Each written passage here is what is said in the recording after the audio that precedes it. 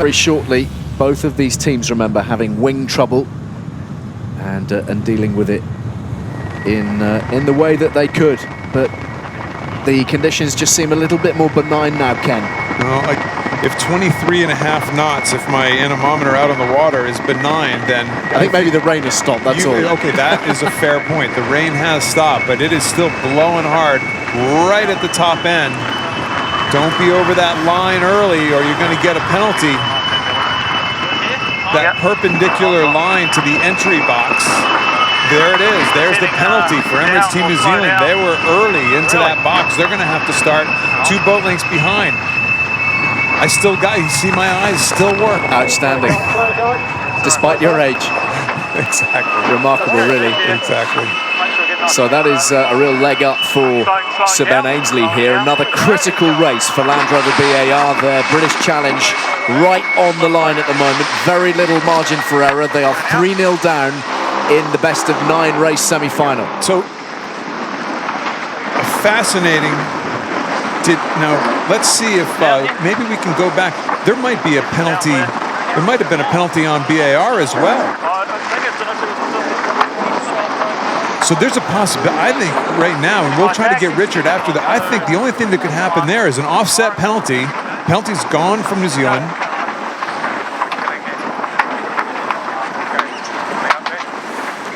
Offsetting penalties here for both boats entering the start box too early, which is, I mean, incredible. I don't know if I've ever seen that before. Let's hear from Richard Slater, the chief umpire. He can explain it all. Richard. Yeah, we had both boats enter early. Both have a penalty, which means they get offset. Incredible.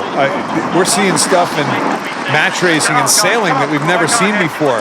Ainslie's in a nice little spot here right now. Emirates Team New Zealand is early. If Ainslie can get underneath them and hook them here, Team New Zealand's in trouble. They're probably going to start a couple boat lengths behind anyway.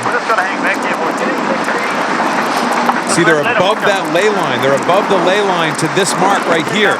So Ainslie's going to hold them out and keep them above the mark and try to start and put Emirates Team New Zealand in a tough spot. So Burling got himself in a little bit of a quandary here. And you can see Ben Ainslie looking across constantly at the Kiwi boat. He is keeping a firm eye on them. He's going to get them slow right now. Get them really slow so he can maximize the distance between the 2 boats. There he goes. Here we go. The trigger being pulled by Sir Ben Ainslie and the British crew. They've got the Kiwis where they want them at the outset. And the boat speed gaining all the time here. The Kiwis, they're taking a terrible nosedive. Oh, my goodness me. Men overboard. Crisis time for New Zealand. That is a shocking sight, and we hope that everybody is safe and well. Yeah, turning up. The boat suffering all manner of damage. A complete pitch pull by Emirates Team New Zealand. They got on their foils super fast and then just plunged. Race 20, Rick. Cancel that race 20. Pitch pull. So the support boats will be there in a flash. This is Roger Committee. This is all about the people right now. The boat is secondary at this stage, making sure we will have to go for a bear away. All are present and accounted for. Yeah, H2 bear away. Yeah, well, yeah. So all the hard work that has been done is not exactly unraveling, but for the New Zealanders, they are in a pretty deep hole right now, and there are still men in the boat itself. What a position.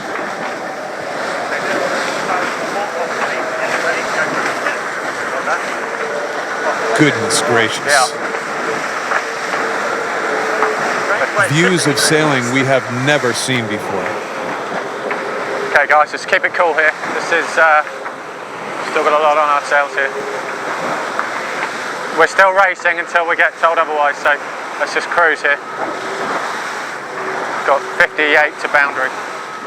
Sabine Ainsley trying to maintain concentration and focus in the face of No, I don't want to. the chaos out there Okay, and the troubles being suffered by the Kiwis. Okay. Chief umpire, Land Rover BAR. Could you confirm that whether or not we need to complete the course, or the point is just awarded regardless? Well, that's a start.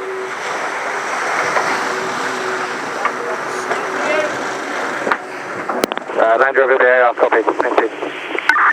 Okay, so we're just going to get back to the dock, guys. Yeah. Yeah, we'll do a slow jibe. Here this is a replay of the start. They bore away right behind Land Rover BAR. They went way up on their foil, too high on their foil. This is called a pitch pole. The bows dig in at such a sharp angle that the boat just continues over, trips over itself. There's the bows plunging. Okay, slow down. Just the worst nightmare for any of these sailors out here. They were going some as well, Kenny. They got so high, so fast. I was just about to say, man, those guys popped up on their foils quick. Turns out they popped up too quick. Okay. Well, that is just about as dramatic a development as we've seen in any of the races in the America's Cup World Series, or indeed here, certainly in Bermuda. We think we'll probably drop the jib in the harbour. The race, needless to say, has been black flagged. Emirates 10 New Zealand support the race committee. Not that it's terribly relevant at the moment, but that is a victory chalked up for Land Rover BAR. All the guys are accounted for, and we're just trying to ride the boat. Copy? Yeah, all are accounted for. Okay, Giles, need a ley line for this. That's the news everybody wanted to hear. Exactly all the guys are accounted for, so we are very thankful for that. Okay, Giles. That is what everybody was waiting for. We got 3 guys up in the cockpit still on the high side of the boat, and 3 guys accounted for. In the tender, you saw the foam in the top of the wing that is actually keeping the boat from turtling, what's called turtling, when the wing would just continue toward the bottom. That foam is there to keep the top of the wing floating. Hopefully that thing doesn't break out. They have all these boats have really good righting systems, and I would be surprised if they can't get their righting lines to their tenders fairly quickly. But now it's about minimizing the damage, getting it up properly and trying to minimize the damage. That's all fairing right there. So that's what we've seen all day long, the fairing coming off of the boats in all types of directions. Right, cosmetic damage, essentially, what we're seeing there. There's no sign right there. Nobody should speculate that there's anything catastrophic right there. That is potentially, that's the right word, all fairing. No, what happened? But the mechanics of writing this thing from here are surely not That's the simple. writing line that he has right there in his hand. That's a line that they're going to hand to a tender. It's actually remarkable how easily the boats come up, because they need to pull them head to wind. The wind gets under the wing and the boats actually come flying up.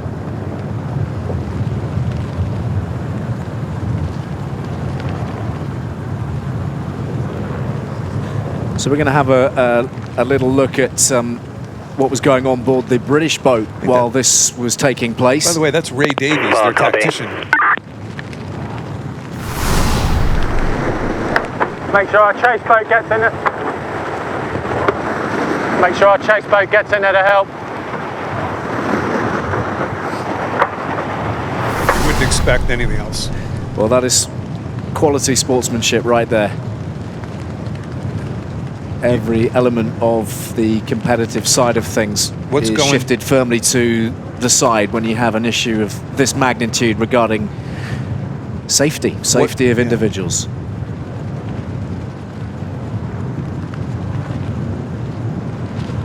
So there's the tender. The writing process begins. Make sure you don't bang it. Again, this is all about, once you have people, the people are all accounted for, then it's all about trying to minimize the damage as you're righting this boat. They're trained to do this. The tender drivers, they've gone through this 1,000 times on how to right a boat as easily as possible. They'll use the wind under the wing to try to get it up as smoothly as they can without breaking more stuff. Without breaking more stuff, without damaging the guys who are hanging on in there in their cockpit. Correct. What a position to be in. Utterly terrifying, I would have thought. So the tender will begin its reverse to try to correct the Emirates Team New Zealand boat. That might take a little while. Let's have a word with Sir Ben Ainsley, helmsman and skipper, of course, on board Land Rover BAR. Ben, you saw all of that happen. Have you seen anything like that? I appreciate there were those terrible consequences in San Francisco a few years back. I mean, this was a dramatic scene, wasn't it? I didn't actually see the capsize itself. We're obviously just come off the start line, but yeah, I mean, thank God sounds like everyone's okay. That's the most important thing in these situations. And yeah, just what an incredible day of racing. I think in 30 years of racing sailing boats, I've never experienced anything quite like that. So Ben, as soon as that boat flipped over, we heard you say to your tender, get back there and help. That's the only option, right? Yeah. Well, we actually had a chat about it this morning with our support team, and you know, we had that discussion. If something goes wrong, another boat, we've got to stop and make sure we give every assistance we can. So, yeah, you know, thankfully it sounds like everyone's fine on the Kiwi boat, and we'll come back out, do it all again tomorrow.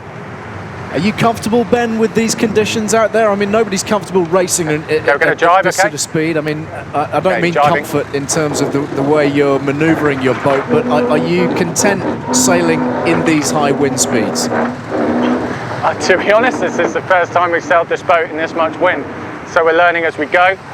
I mean, it's just absolutely full on. It's mind-blowing, but we, you know, all four teams sort of seem to manage to get around the course just, and I'm sure it made for good TV. I don't think there's too much debate about that. And of course we are delighted. The only thing that matters is that everybody is safe and sound. I mean, when you are ripping it across the water with these wind speeds, it must be a whole lot of fun. I mean, aside from the drama and the chaos, it has to be fun, doesn't it? I mean, this is what you live for, isn't it? Yeah, I'm not sure fun's the right word. It's exhilarating. It's exhilarating. It's all on. I've never been in such an intense environment experience in my sailing career. It's unbelievably, the boats are so twitchy. They have to be perfectly sailed, as you can see. But if you get it right, yeah, it's rewarding. Ben, when I'm sure your team has gone through these righting procedures in order to, first of all, make sure everybody's safe and sound. The list of safety equipment that you guys are wearing personally is as long as your arm. Can you just take us through a couple things that are on board each of the bodies of each of the people to try to ensure safety?